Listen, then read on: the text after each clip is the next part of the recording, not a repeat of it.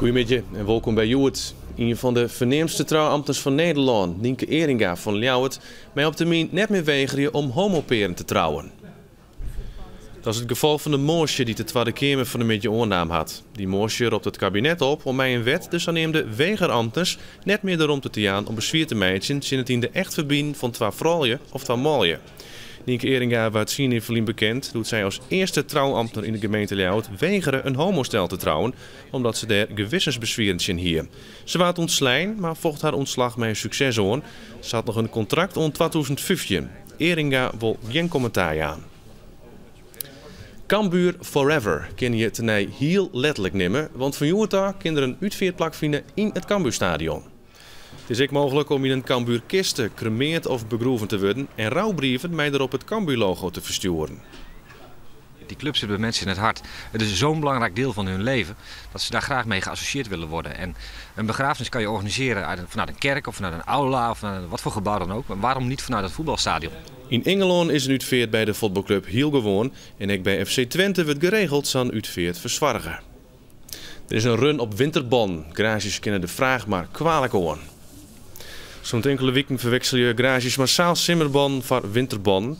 De laatste 2 strange winters is de winterbon tiger populair worden. Waar het in Nederland een periferie nog zo'n 100.000 bon verkocht, dit hier zullen dat er zo'n 2 miljoen wezen. Het wordt wel schaars langzamerhand al, ja. Dus we proberen ze wel overal wijd te helpen. En ja, we zitten nu op het ogenblik al in Boeteland te zien om ze bij te krijgen. Nou al dus? Ja, nou al. Van hier, ja, Winium en alle garages uitverkocht, hè? Ja, klopt het. Ik ben bang dat het aan dit hier ik wil werk gebeuren gaat. De reconstructie van het verneemde Dokkum lokaaltje is weer een stapje dichterbij.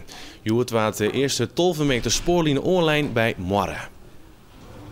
Hoe 4 uur moet de spoorlijnen van het Dokkum lokaaltje weer in ere hersteld wezen. De eerste meters bij Moarre binnen het begin.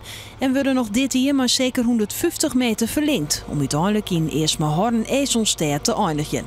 De spoorbregen van Jettiets luiden nog. De initiatiefnemers binnen net benauwd voor een financieel debakel. Zoals het stoomtreinproject in Snits. Dit is het begin van een project, niet een droom. Dat moet verder komen en liefst zo gauw mogelijk. De rechtbank had 2 Ljouwerters veroordeeld omdat ze met een laserpen op SAR-helikopters skiend ha. In je vertocht had ik al een strafblad en is veroordeeld als 6 man celstraf, waarvan 4 uur voorwaardelijk en 40 uur werkstraf. De tweede vertocht had een voorwaardelijke celstraf van 4 man kregen met 240 uur werkstraf. De 2 hebben met haar acties de piloten bewust in gevaar gebracht en de rechtbank rekent had het zwier aan. Het OM eerst alleen nog werkstraffen. Op de Oostzuidijk richting Noord-Holland is van de morgen een man uit Hillegom in de achterkant van een vrachtwagen rieden. Het gebeurde door de mist. De vrachtwagenchauffeur redde leven en toch dat hij een klapbaan kreeg hier. Op de vlechtstrook blikken dat er een man in een bestelbus vers ziet. De brandwacht had de man eruit hellen. Recreatiepark Zwart Kruis in Wadburgum wil flink uitbreiden. Er binnen plan voor 23 appartementen en 43 recreatiewoningen en een gloednij hotel met 46 kamers. Ook al is het nou crisis, de bouwkosten binnen relatief leeg. En de investeerders sjoggen wel wat in het plan dat roest wordt op 20 miljoen euro. Zwart Kruis wil een varieerd aanbod aan overnachtings- en recreatiemogelijkheden bieden. Een hotel voor een kwartenverblo jet erbij. We zien het eigenlijk in de sfeer van een hotel plus. Dat we net alleen een hotelkamer met een bed bieden. Maar dat we dan ook een hotel bieden met een extra grote kamer.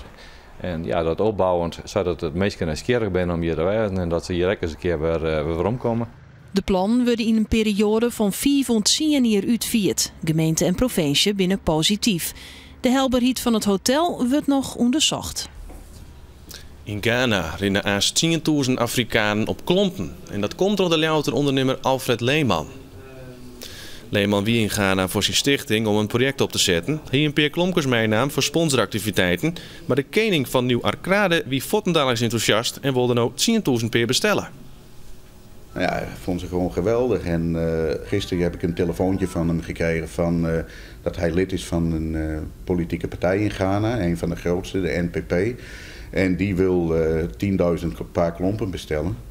En als publiciteitsstunt voor de presidentsverkiezingen in januari in Ghana. En dan nog het waar.